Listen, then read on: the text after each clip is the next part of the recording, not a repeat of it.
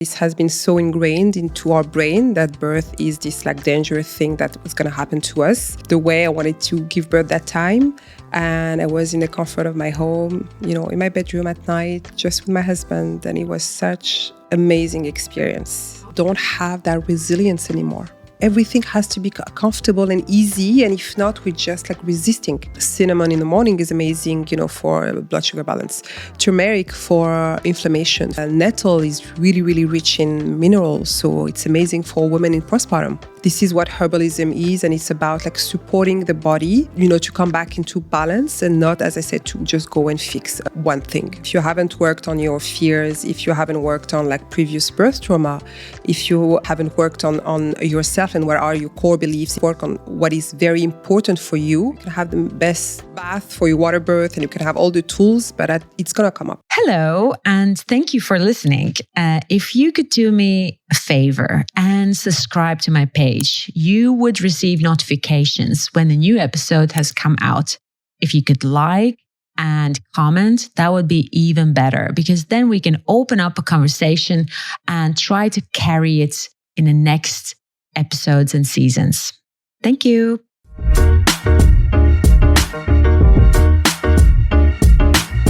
Lately, I found myself deeply drawn to herbalism, curious about which spices to use, what teas to drink, and what plants to keep in my home. I've been learning which herbs are best in the mornings, which ones bring calm in the evenings, which support us through cold, and which ease nausea. This curiosity grew alongside other healthy shifts in my life, like cutting down on plastic, switching to organic household supplies, and choosing better food, all of which began after I became a mother. So today it only feels natural to sit down with someone who supports women through one of life's greatest transitions, motherhood. As a prenatal and postnatal coach and the birth doula, who waves in a holistic approach grounded in herbalism, she helps women find strength and balance in nature's remedies. This is a portrait of Houyem Mahfoudhi. Hi, Houyem. Hi, Paula. How are you doing today? I'm very good, very good. So happy to be here. Thank you. We started talking already about so many things, and I can see that this conversation is going to be probably very fruitful because it's a good flow already before we started recording. But yes, I mentioned all the things that you're doing, and I'm always curious about how someone gets to this place of doing something that really resonates with them, fulfills them, and helps others. So can you bring us back to maybe the beginning and what led you to this point? And I'll probably interrupt you and maybe ask some more questions, but I'm really curious to see how you became a doula, how you became a coach for women, pre and postnatal. Tell me. Yeah, all right. So I think my upbringing was very traditional in a sense that I was raised with the idea that you have to go to school and you have to go to college, you have to go to university, you have to get a degree and then a good job in a corporate, right? So very I would say traditional in a modern sense of what traditional means, but I've always been very curious about other topics, so I was always the kid in the library who would look at books, and I've always been fascinated by pregnancy and health, wellness from quite a very young age, I would say. Really? Yeah. Wow. I don't know why, but it's things that have always interested me, right? But then I continued my life as a young girl in a modern world, and I would say when I met my husband, and then I want to say, can you just talk about a little bit about your upbringing? Where were you? Yeah. Where did you grow up? And I know that we spoke before as well that you've had quite a mix of cultures within you and now within your family. Can you talk about a little bit? Yeah. So I was born and raised in France, and by Tunisian parents. So my parents immigrated from Tunisia in the early 70s, because Tunisia is an old French colony. So you have immigration from Northern Africa into France. So my parents immigrated in the 70s, and my brother and sisters and I were all born and grew up then in France, in this double culture household where we were really, I would say, raised within the French culture, but with also a very strong attachment to our roots. So we would go to Tunisia to spend the summer. It's as immigrate from as a kid from immigrants' parents, you don't feel really home, in Tunisia, and you don't really feel home in France. So I never felt that France was my home. And the same for Tunisia. So I never felt rooted somewhere. And I think that's why I had this ability to move around, when I was an adult. So I lived in 5 different countries. And it was always been easy for me to adapt and to move. And so I think it comes from here. That's so interesting. It's interesting how also I hear this part of sort of story in so many people's lives where, their parents were from somewhere, they were brought somewhere else, and this sense of belonging has always been a question, but it also doesn't make you attached to a place. You also kind of feel quite liberated to move around and not be too rooted in one place, I guess, right? Yeah, exactly. And it's the same for my husband. He had around the same childhood. He's been as well. He moved around a lot, and it's funny. So now we have our 3 kids who have 4 different passports, and who every year for International Day at school, we're like, okay, what do we do this year? and you met your husband in Canada, right? So we met in Canada. He was there for 18 years, but he was coming from Japan because they spent the last 4-6 years in Japan, he moved around as well. So that's interesting. And when you moved and before you had kids and your husband, were you already in this birthing and supporting women sector, or did that happen after you had kids? That happened after, which I was very much into when we met. I was very much into my corporate career, not into. It's like I've forgotten that part of me, or that feminine, I would say, part of me. And it came back when we wanted to have children.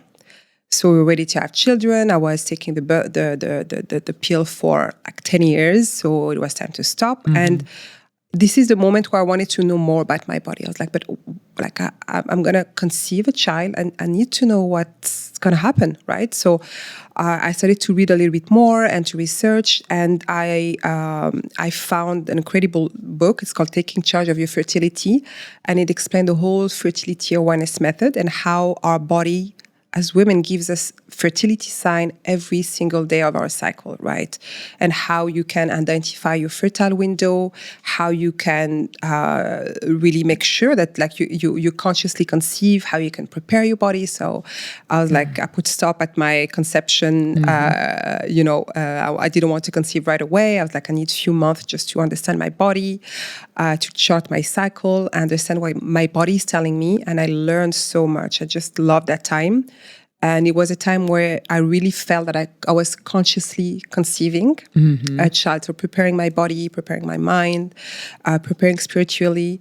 And then, I conceived my first child, my daughter, who is going to be 11 now.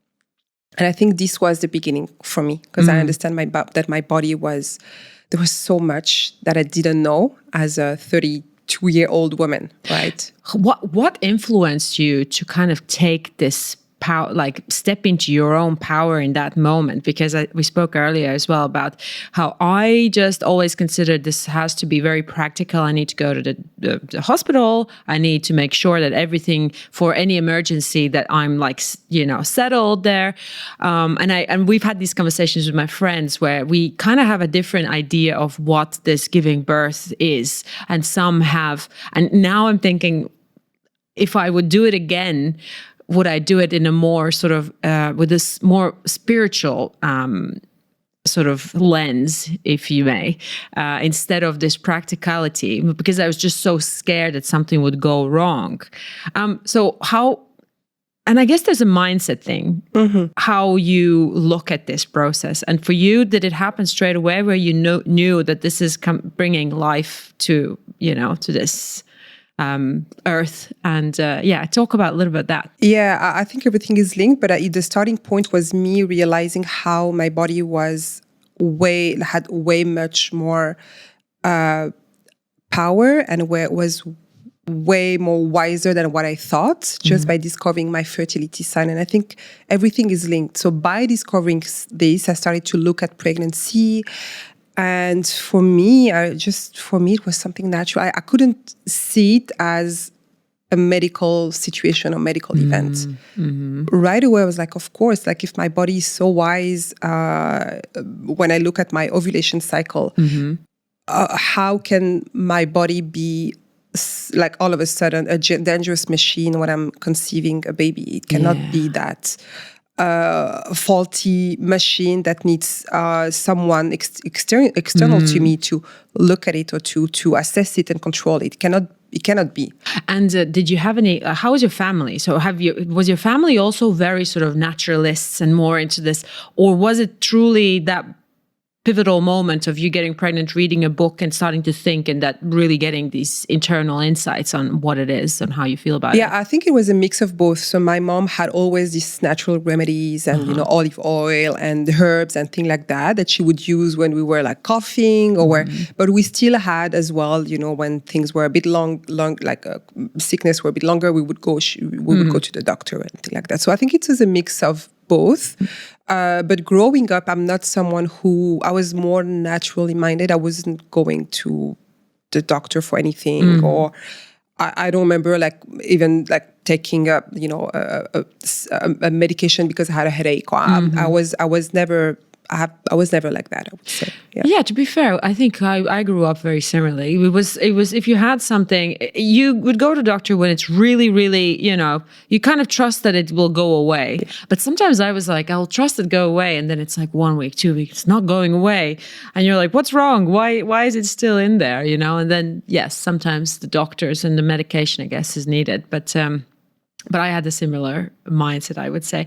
Yeah. So can you talk about your births? I know that you have really interesting stories with all three. Can you talk about, the first one was in Canada? Yeah, the first one, we were living in Montreal, and we had the opportunity there to be guided by a midwife in a birthing center. So it's a standalone structure that is only managed by midwives. So there is no OB, there is no GP, no doctors, only midwives that will guide you for any normal pregnancy, I would say. So I don't know, instinctively chose to be there. I couldn't see myself going to a hospital unless I had something that, where I felt that I needed that. But for me, my pregnancy was quite normal. So it was beautiful. We were meeting every month for an hour and talking. And she was explaining every test. And she was explaining to me that it was my choice to do it or not. It was not given okay, you have to do this test. Or this is about that. If you don't want it, this is your choice, right? So I felt very in charge. I felt very in control of my pregnancy, and it felt great. I felt really empowered, right? And then so I gave birth in that birth center. So that rooms look like your room at home, and there is absolutely no medication or access to epidural. Yeah, like epidurals, or was there any baths? I know that there's option of exactly. You have option for that as well if you want to have a water birth, and at a certain point, if you need medical help, they will transfer you to a hospital close by. But if not, you just stay. And I heard that there are countries where you have the birthing centers really close to hospital. It's like a separate entity, but it's literally right next to hospital, which I think is really good as well, right? And yes, some have that. In Canada, it's more in France. That's the thing. In France, birth center are within the premises of the hospital. In Canada and in Quebec, where I was, our birthing center are really standalone structure and separated. They're not that far, but they are separated, right? And midwives are totally capable to support a woman through a normal pregnancy. And did you have any, so you said no medication, but what about like herbs or some, some natural remedies or breathing exercise? Was there anything that you were kind of preparing yourself to do during the process? I think, and this is what I always say to women, even that I guide, I think we look at all these tools that are amazing, like the herbs and the Swiss ball and the water and everything. But I think we tend to really rely on all these external things, while this is so much an internal process. You have to be very clear about what is important for you during this moment. You have to find this mental strength within you before reaching out to all of these, of course, tools that will make sure you're comfortable, I would say. But I think the first step starts within. Yeah, that's a big internal work. Yeah. Like it's almost like everyone goes to prenatal yoga and Pilates, which are great, but if the mind is in a constant scarcity, then it almost doesn't matter that much, exactly. Right? If you haven't worked on your fears, if you haven't worked on like previous birth trauma, if you haven't worked on yourself and what are your core beliefs, if you haven't worked on what is very important for you, no matter, like you can have the best bath for your water birth and you can have all the tools, but it's gonna come up. It's gonna show up during your birth at the moment where you're the most vulnerable. And how was the second too? I know you were in Dubai. So I had a beautiful, of course, very long and intense birth experience for the first time, but it really, really changed me. Was for a second, if you look back and you, not with the hindsight of today, but in that moment, was there ever a moment of, have I made the right decision? Oh my God, it's so painful. Am I going to die here? What is going to happen? Of course, always. 3 times. The 3 times I've given birth, every time there's a moment that is the hardest where you're like, what am I doing? Of course, but there's this wall in front of you, but this is where you know that, you have everything inside you to go through. Yeah. And then, as I said, your second too was at home with your husband. So tell me about that. Was that like planned? Because I know it's quite tricky in Dubai. You kind of like, it's not allowed to be at home, but it can happen spontaneously. And then, obviously, it's at the end of the day, it's your choice. Yeah. How did that happen? I definitely chose to stay home for my 2 boys, by my 2 births, one in 2020, one in 2022. And again, amazing back to experience. So 2020 and the other one 2022. Yes. Oh, so 2 I have years. 2 years, 2 years and a half. Yeah, 2 years and a half. Yeah. During COVID. So I assume. Yeah, the first, exactly. My first home birth was during COVID, and second one and 2022. Yeah. Okay. So it was just with my husband, and it was clear for me. It was just obvious. It feels like almost like it's your baby that tells you how he wants to be born. I don't know. For me, it made just sense that it was the way I wanted to give birth that time. And I was in the comfort of my home, in my bedroom at night, just with my husband. And it was such an amazing experience. How is your husband taking it? Was he nervous at all, or he just trusted the process as well? Yeah, of course. So when I told him this is what I wanted to do, his first thing was like, okay, but what can I do? Like, what are you sure? And of course, millions of questions. But at the end of the day, very quickly, he's like, look, you know better than me. I trust you, and tell me what I can do to support you. Was his support in that situation very important, or was it just his presence that was really? I think it will depend, from woman to woman. For me personally, what I needed from him is his calming presence, and of course to make sure that I was comfortable in the sense of like if I needed water, or and of course with my daughter who was asleep, and after that with my 2 kids, it was more like, I would say, logistics, making sure that kids are taken care of and things like that, so that I can. My body can relax and give birth. I wanted to ask you that. You had 2, second time around, you had 1 child, and then the third time you already had 2. Yeah. And then did both times happen at night? Like, was it very just a convenient situation where they were asleep, or was there logistics on how to do it? And I just don't know. There's all these practical things, like So for my first home birth, so my daughter was already 5, and it happened in the middle of the night, or 3 a.m. So she was asleep, and she woke up when she heard her brother, and then she just came into the room, and then I birthed the placenta, and she was just asking questions, and it was beautiful for her, and for her it was very normal, right? And then she went back to sleep, and that's it. I told my husband, I was like, I will be speaking with this lady who gave birth at home with her husband. He was like, oh my God. For my third, it was a bit more chaotic because it was at 1 p.m. in the afternoon. So coming back from school, and I heard them, and I was like, send them to the park. And then they came back when the baby was born, and they were just like, we were on the bed, and again, like, watching their brother and asking me questions, and looking at the placenta, and then they went back to play, And did you have all the information and education as a doula before these second 2 births? So you knew what your body's doing? Exactly. I was quite educated, of course. Yeah. And what time did you started to practice as a birth doula? You're pre and post doula as well. I don't know. How do you how do you put it? I started to support women, I would say, quickly after my first daughter was born. So first it was with like friends around me who were like, oh, I'm going to, give birth soon. Can you please come support me at the hospital? My husband is there, but please can you support us? So I started just like that. And then I did a training, and I did multiple training around that. And then this is how I started.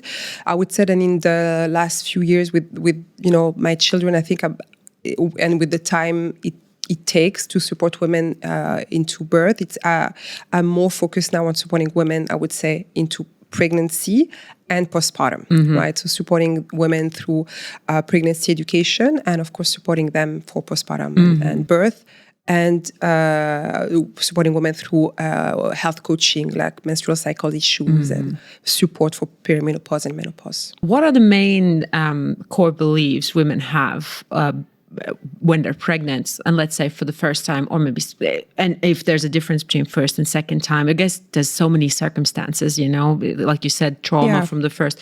But what are the main core beliefs they have that you try to change in them? The main, I would say, the common one is fear. For sure. I think this has been so ingrained into our brain that birth is this like dangerous thing that was going to happen to us, that the main thing would be fear. I mean, but we hear from the past that birth was sometimes the reason of death for women, and that's why there is this this fear of what if something goes wrong. And that's the thing. Like, from one side, I believe that nature has a plan, so whatever has to happen will happen anyways. But then on the other side, you're like, well, but maybe nature created, doctors to help if there's a situation of like emergency. So I think I'm one of those as well. Even though I had really good pregnancy, really good birth, I was quite relaxed for the whole process. But when we speak, I think I had a fear as well. And I didn't want to go look left or right. I just wanted to look at my, end goal and like kind of go that way, So how do you change that fear into women? I think, unfortunately, we hear these like stories without having like statistics, and most women don't, like, we hear these things, but I think, are they true?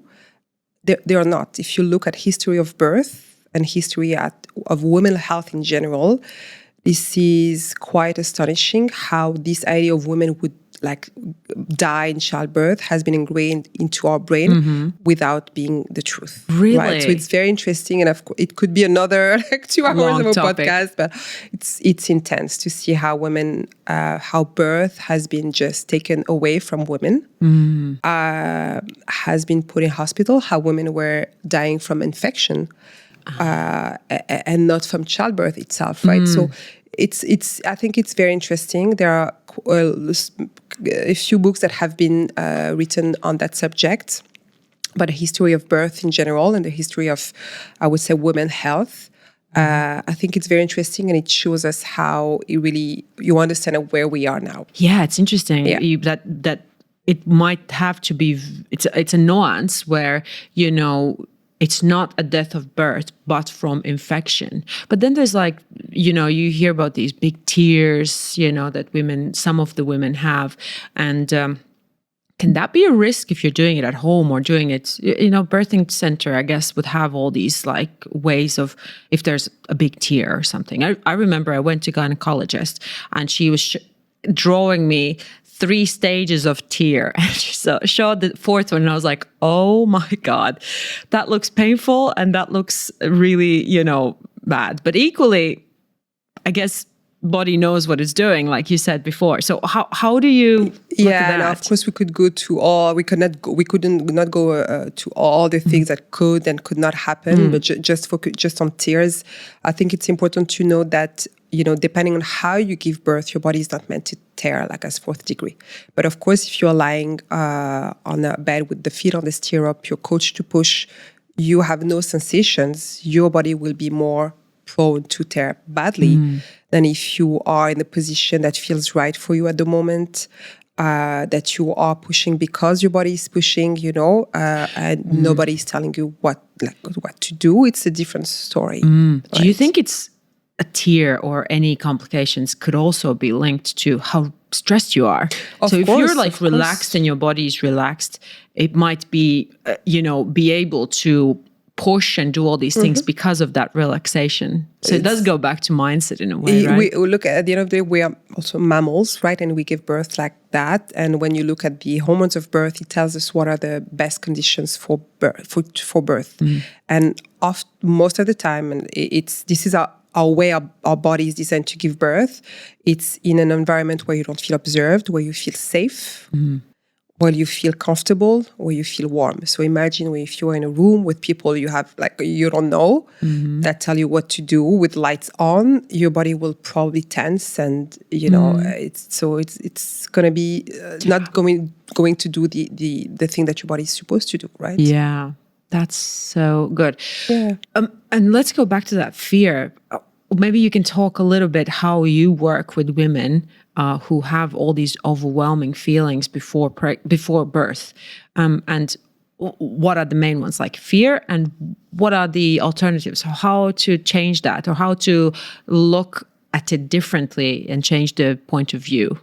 Yeah, I think it's going to look like differently for different women, but most of the time, I think it's really trying to identify the fears, like what scares you, and sometimes going to be the pain or tearing or bleeding. So there is something behind it. So we're going to go through that, and I think knowledge is important. Knowledge of what happens within your body to give birth. And when we go through that, usually it's like, oh, okay. You demystify everything and you tell them this is what, your uterus will do, this is what a contraction, and going through all of these, going through the hormones of labor and what's important, what are the hormones that will make sure that your body is doing what it needs to do, right? So when you go through that, women are often like, oh, okay, I understand. But there is so much, I think there is a lot of inner work to be done, and depending on where the woman is at, because we don't all have the same life experiences. I know women who have been told their whole life, oh, you were the baby, their mother telling them, I had a horrible birth experience with you. You had a cord around the neck. Sorry, you didn't breathe for 2 minutes. All this intense story that they have to unpack and really go deep down and do some work around that, right? And that's the thing. It happened on the second birth as well. With my son, he came out and he was not crying, and I was worried that something's wrong. And I looked at everyone's reaction, and everyone's very calm and very casual. And I was like, I guess that's normal. And I was just thinking, if I'd be home I'd be like, oh my God, So it's so important to have someone. So these people who kind of calms you down with just their presence. And because I think it's like for kids as well, when something bad happens, they look at their dad and mom, like, how are they going to react? And is that something super bad or not that much? And I was just thinking about birth. Have you been in a lot of births as a doula? And how is that? It's a huge pressure in my mind to be in the presence of someone else's, birth. And can you talk about that experience and how has it changed over time when you started and where you're now? Yeah, so I think this is for me, it's sacred. Really, it's a beautiful, beautiful moment. I have so much reverence for women and for babies. So for me, it's not just a medical event, it's sacred. It's really a sacred moment in the life of a woman, in the creation of a family, right? And I really take my role as someone who is going to hold a space. I'm not here to tell the woman what to do, and because we went through that during pregnancy, and I honor what she chooses and she wants to do. And I often I'm not here to touch her and tell her what to do and take tools. I'm not here for that, right? I'm here just to be that presence that she knows, that she can look at me and be like, is this normal? And I can, yes, everything is fine, or you're doing great, and just encouraging and having this emotional support, like a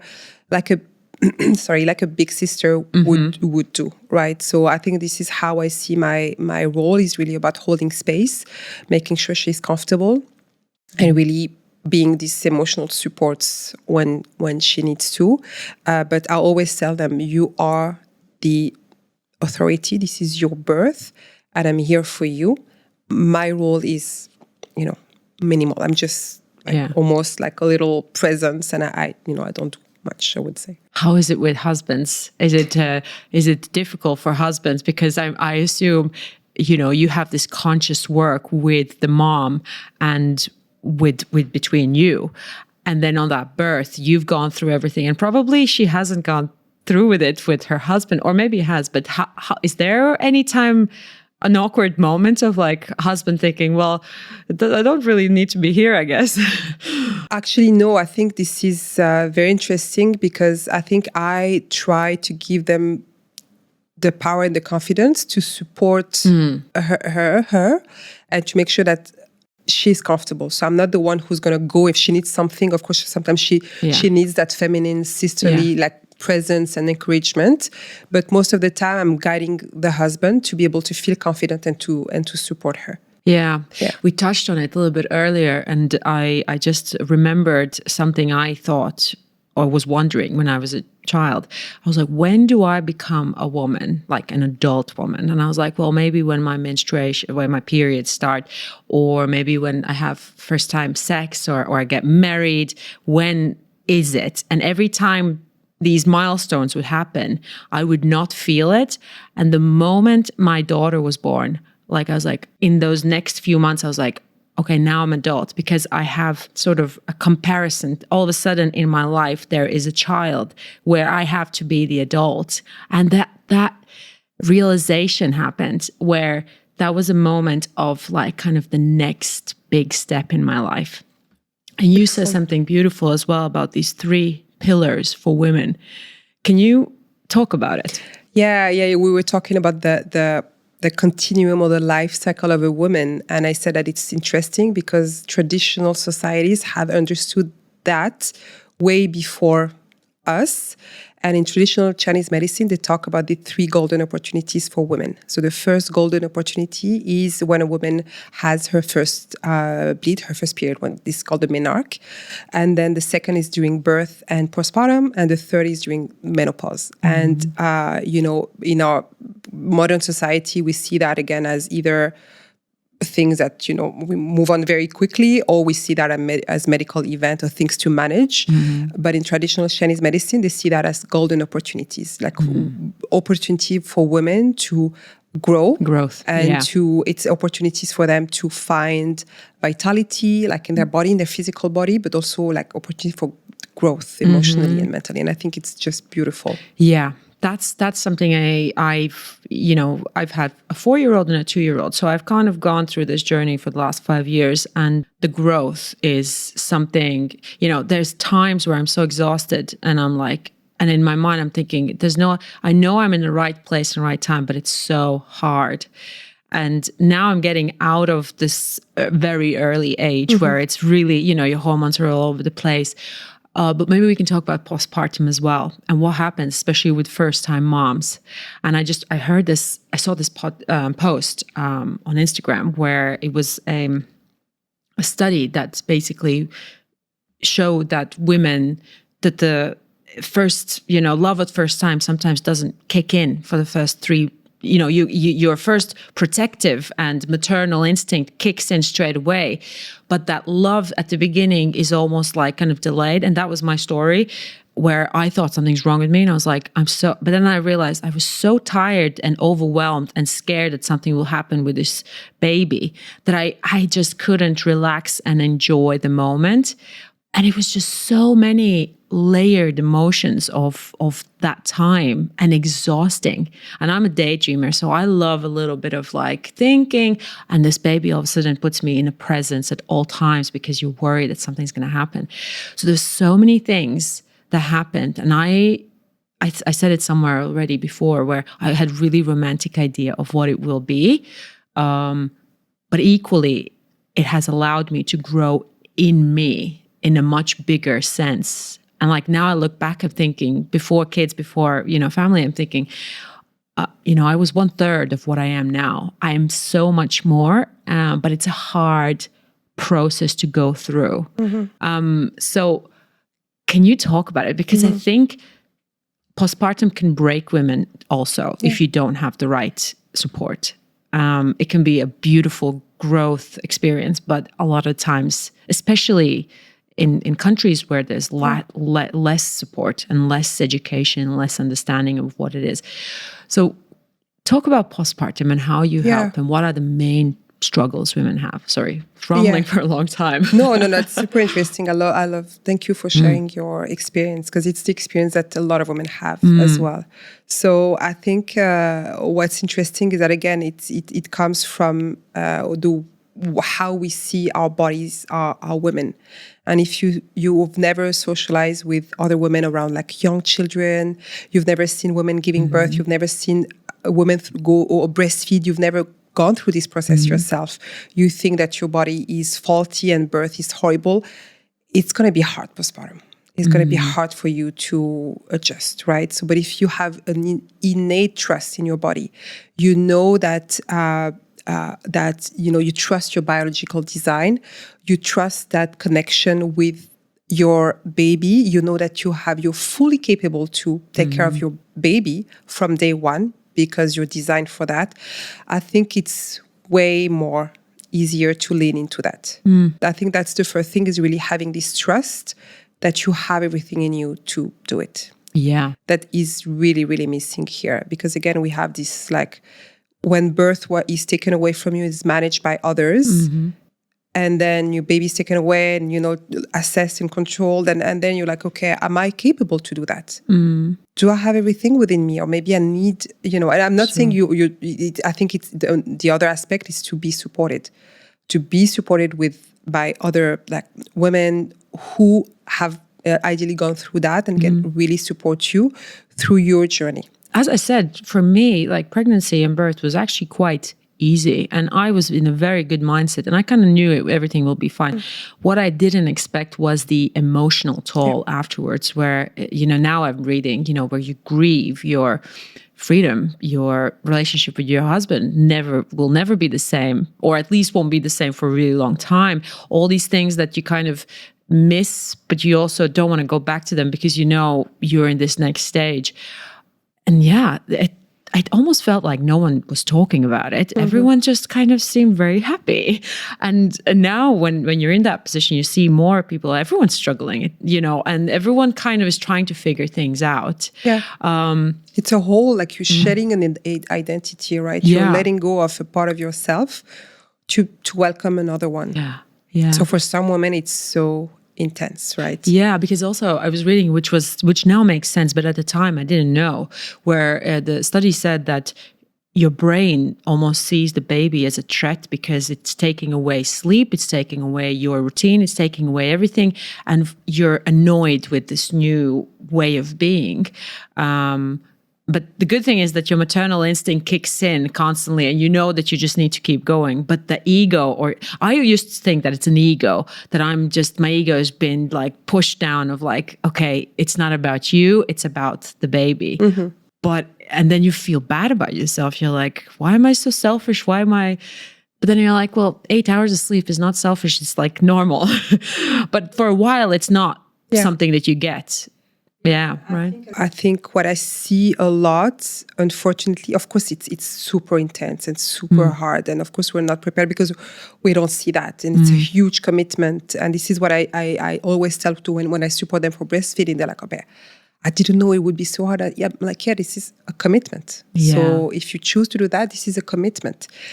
And I think sometimes what I realize is that we don't have that resilience anymore. We don't want to be this uncomfortable. Everything has to be comfortable and easy, and if not, we're just like resisting.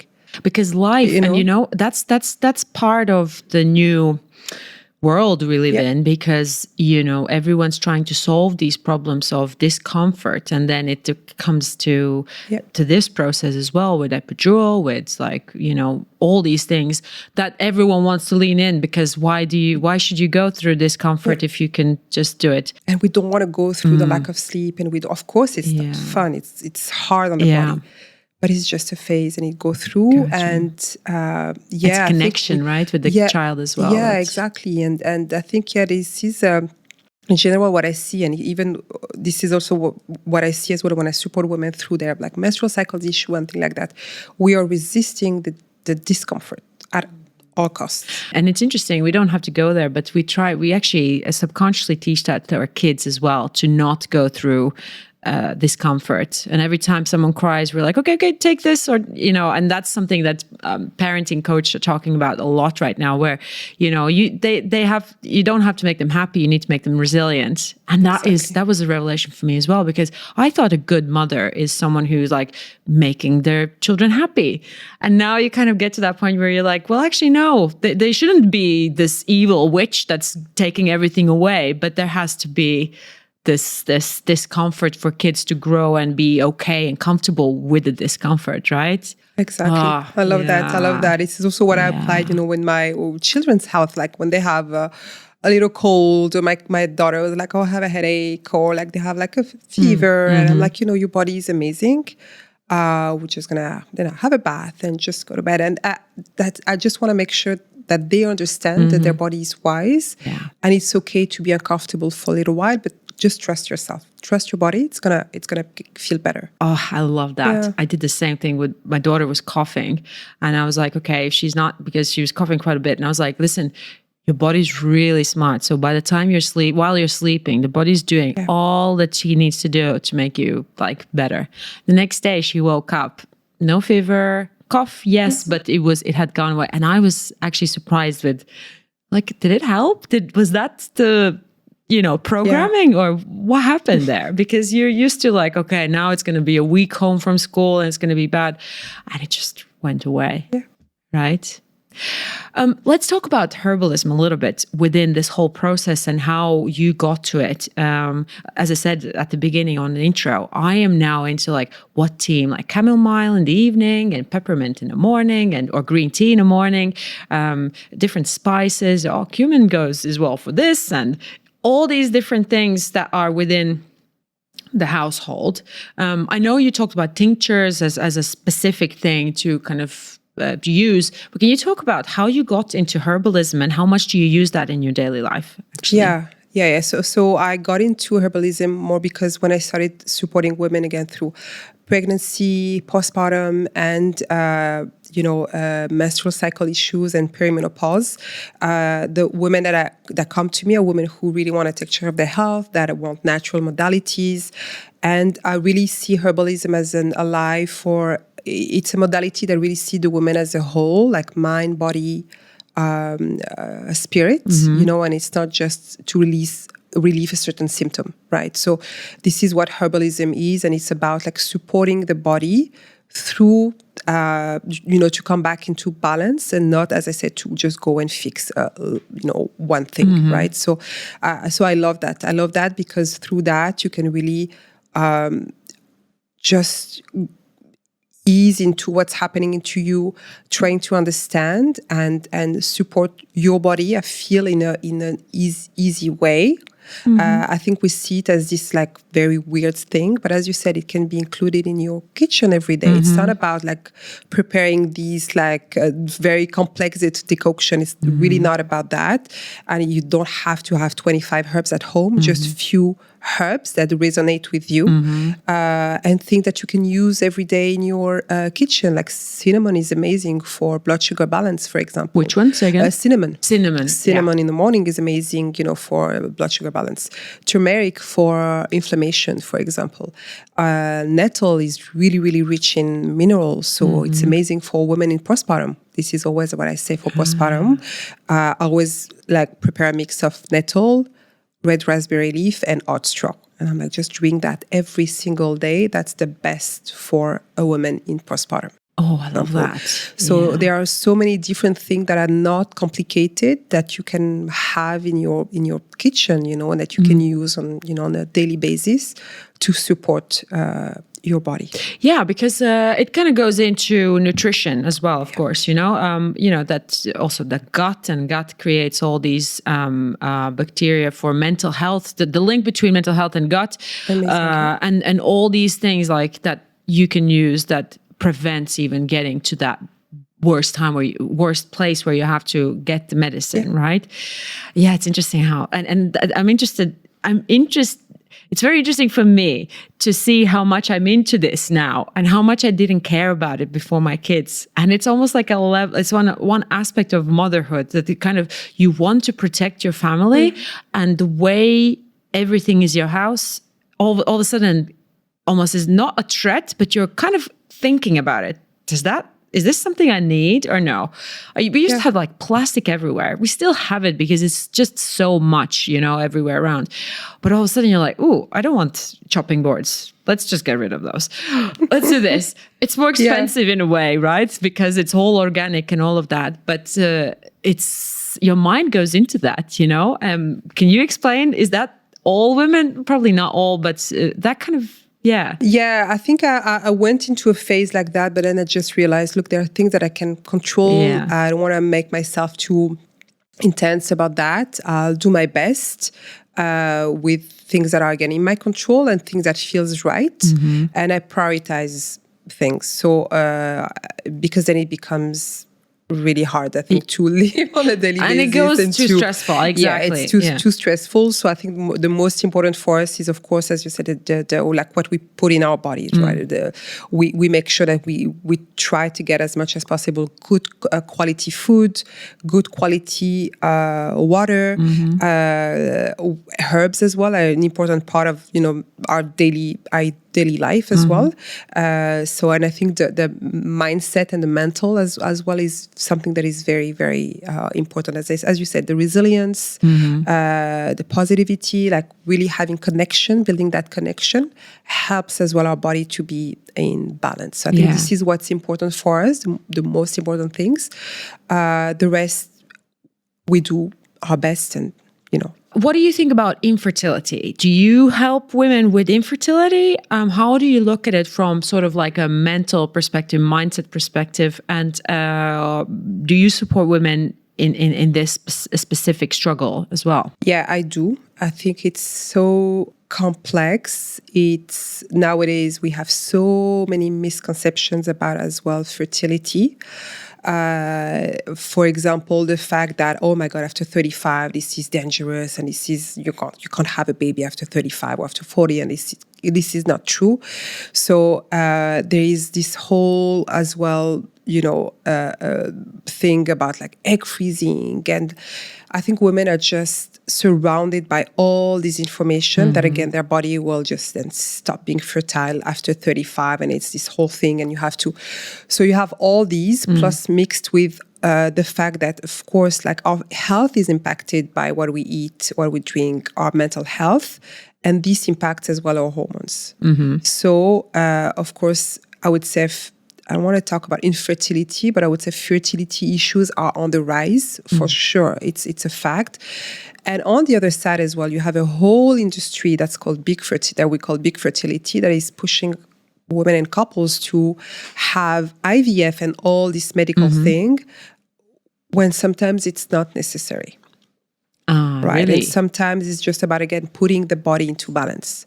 And I've supported plenty of women and couples to find that balance back with lifestyle changes, taking the right supplements, doing the inner work, and having the difficult conversations, between them. Do you think there's this internal fear as well that can contribute to fertility issues? Of course. And what do you think? What do you think there? What is the main kind of internal dialogue people have when they can't have babies? I feel sometimes it's fear, and sometimes it's just people not being aligned to what they really want or aligned to where they are in their lives. Women who feel completely out of place, for example, with their job, or completely out of place with their relationship, like with their husband, right? And so you have a lot of things, and that's why fertility for me, it's not just like a physical issue. It's holistic. You have to look at and again, it's not just the woman, it's both the woman and her partner. And it's physical, it's mental, and it's emotional most of the time. And it's so interesting how, we were raised always to be very scared to get pregnant when we were younger, like that it can happen like this. And then when you grow older, all of a sudden you realize it's actually, first of all, not that easy, but sometimes it is. But then also, like, sometimes it happens randomly for people after a one night stand. Sometimes it, for a great couple, doesn't happen for years.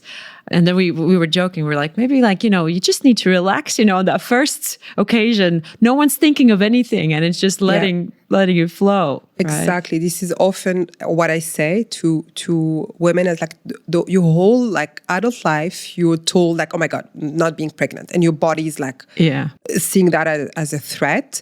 Plus, we are disconnected from our bodies because we don't know what's happening with our fertility. We have no idea. And then all of a sudden you're like, okay, I have to be pregnant. Wow, imagine that change. It can take a while sometimes for the body and the mind to be at the same place, right? Yeah. And that's what happened for some women. Yeah. And sometimes, when they do that inner work and try to really connect again with their body, with their womb, with their femininity, this is where the link, the balance appears. Exactly, the balance appears, and it happens. Yeah, I was actually speaking with someone she's 38 and they've been trying to have a baby and they can't, and she's like, maybe I'm too old, but then she had and it's interesting because I think she had quite a difficult childhood, and she was the one looking after her siblings. And for a while, she didn't even want to have kids. And now that she wants, she can't. And then she's just sort of like, oh. And I wonder if, after you talking, if she has this fear of, being back to where she was before, where she had to look after everyone and all that. Exactly. And then you have all these, of course, unfortunately, women health issue like PCOS, endometriosis, painful period. And when I support women, I realize that, of course, we go through the physical aspect and, lab tests and things like that. But with time, they open up. And often there is something like that. Or there is a history of abuse. And as women, we hold all of these, in our womb, all these traumas, all these bad experiences, right? That really stain, I would say, our childhood and our early womanhood, right? And then this is how our body reacts, right? So you have to unpack all of these to be able to heal. Yeah. So that's why I said it's way more complex than just what we think fertility is, right? It's a whole. It's so, it's like with everything, when you really, really, really want something, sometimes it's actually a fear of not having it that's driving you. And then you're not getting it because you have this fear or this lack in your mind, right? And and do you ever have these situations where the person is just very stubborn or very into, and you just can't knock that shell open? Or is there ever a time where you actually have to tell someone that it might not happen for you? No, I never told that to a woman. I think when women are, or start to work with me, I think they're at the point where they want to do something. They're ready. They're ready to take charge, and they are ready to do the work. So I feel of course, sometimes it takes more time, but they feel ready to open up. And I try, of course, my best to hold space and to make sure that it's easy for them as well to open up. And most of the time, it's the first time they talk about what happened to them or how they feel. Or, sometimes because they're in this work, this is where they do work, they work on themselves. They ask themselves some, like, the right question, and they're like, oh, wow, I didn't know that could be the situation. Or I didn't know that I'm doing that, this is my job, but I actually hate it and I don't feel in integrity with what I do, right? So, and this is actually brings me to another question. Postpartum, especially in Dubai, women are not sure. They're not sure what to do, how long to stay home, to go back to work. The finances is a question. Can I do both? What is your stand on that? Obviously, it's very individual for different reasons, but what do you think? Yeah, I think strongly that women should be supported to stay at home and to be supported, to be served, to be loved, by loved one for at least 4 to 6 weeks minimum. 4 to 6. 4 to 6 weeks. This is a time where your body recovers, right? Of course. Your body recovers, heals, and that's the minimum. I think postpartum time can be quite long. There are certain studies that says that it takes 2 years and this is exactly how I felt after my 3 births. It took me 2 years to feel like, same. Okay, right? It's like, okay, I get that. I kind of like back. We can never be back to ourselves, but I feel in a good place right now. So I feel, and everything in between is very individual. I just feel very, very sad and frustrated that women have to go back to work very early. This is very, very, very hard. But the rest is, of course, very individual. For a woman who breastfeeds, it's going to take a longer time. For my first, I would say I stayed with her for 1.5 years. This is where I felt that I was ready to, I would say, go back to a professional activity. It took me 1.5 years to be ready to do that. And of course, this is in there we can prepare. We prepared that with my husband. This is the time that it took me to feel ready. Yeah, because I think especially here, I know in Europe, for example, maternity leave is 1 year, 2 year, 1.5 years. Like they actually give. Here in Dubai, it's slightly different. So it really depends on the company you're working for. But most of the people have 3 months, 6 months, which I don't think is enough. Even though you kind of feel like especially for me on the first time, it was like, I want to get back. I want to make sure that I'm not completely I have not completely lost myself or my previous self. And that work kind of kept me, and it was a hybrid. I could work from home. So, but I always was wondering like, oh, what if my child is connected to nanny more than me? So I was really trying to be present, but obviously it was exhausting. So the second time around, I was like, I'm going to stay home until he's 2, or because the first time 2 seemed to be that time where they're quite okay without me for a while. What do you think about having nannies and help and support, especially in Dubai, where this is very common for families? And it's better probably, or maybe you can talk about the comparison between having a nanny or bringing kids early to childcare. Yeah, I get it. I think it's very important to be supported. I feel very grateful to be here and to have help. I feel this is something that feels natural for human beings and women to be supported by other women and families to be supported by other families. So I think it's very normal and amazing to be supported. I think the key is to really balance that support and making sure that as women or as parents we take care of we keep that connection, of course, with the children. It's going to be very, very, I would say it's going to be very personal.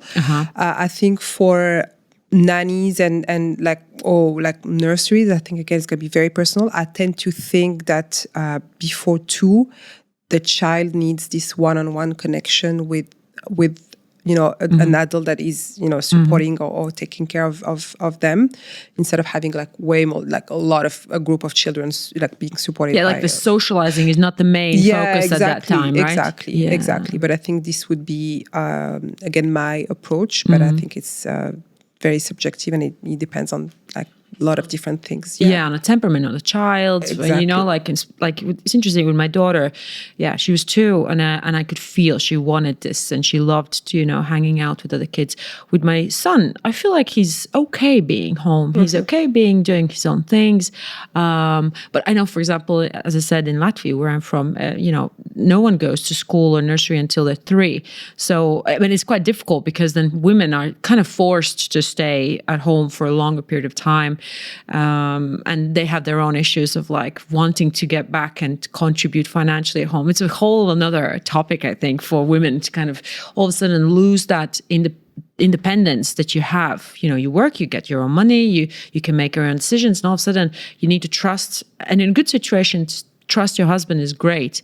And then there's other situations where you feel like, if I would, losing that independence can feel isolating and, negative. Oh my God, it's such a complex issue and such a huge topic. And I think it depends on like the family, the couple dynamics and things like that. I feel that I was grateful to be able to do that, and to, at a certain point, I decided to stay home for a few years and really take care of my children. And I feel very grateful to have been able to do that.